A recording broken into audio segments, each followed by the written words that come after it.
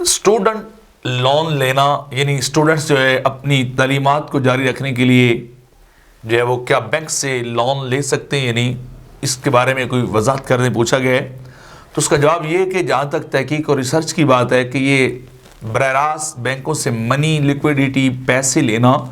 اور پھر اس پہ اضافہ دینا، یہ جینون جو ہے وہ 100% سود ہی بنتا ہے۔ تو لہٰذا بینکوں سے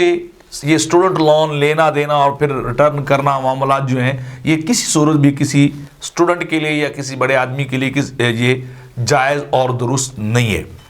کیونکہ یہ قرآن مجید کے اندر اللہ نے واضح طور پہ جو ہے وہ ارشاد فرمایا الذین یاکلون الربا لا یقومون الا کما یقوم الذین یتخبطہ الشیطان من المس، کہ جو لوگ سود کھاتے ہیں وہ ویسے کھڑے ہوتے ہیں جیسے ان کو شیطان نے مس کیا، یعنی وہ پاگل سے ہو رہتے ہیں، ان کی ٹینشن ختم نہیں ہوتی۔ اور فرمایا ذالک بانہم قالوا انما البیع مثل الربا، یہ وجہ یہ کہ انہوں نے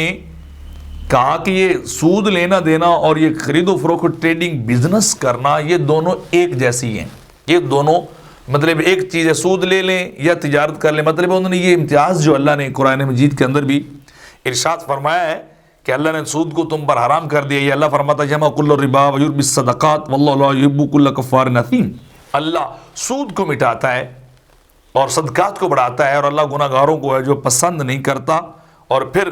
یہ بھی اللہ رب العزت نے ارشاد فرمایا یا ایھا الذین آمنوا لا تاکلوا الربا اضعافا مضاعفہ، کہ اے ایمان والو تم دگنا چگنا کر کے سود نہ لو، اس کے قریب جو ہے وہ نہ جاؤ، بلکہ کیا واتقوا اللہ لعلکم تفلحون، تم اللہ سے ڈرو تاکہ تم کامیاب ہو جاؤ۔ تو قرآن مجید کے اندر بھی اور احادیث مبارکہ کے اندر بھی جا بجا جو ہے سود کی حرمت کو بیان کیا گیا ہے۔ یہ الگ بات ہے کہ لوگ اپنے آپ کو سیٹسفائیڈ کرنے کے لیے، اپنے آپ کو مطمئن کرنے کے لیے کبھی اسے پرافٹ کا نام دیتے ہیں، کبھی اسے نفع کا نام دیتے ہیں، کبھی اسے کاروبار کا نام دیتے ہیں، حالانکہ حقیقت یہ ہے کہ وہ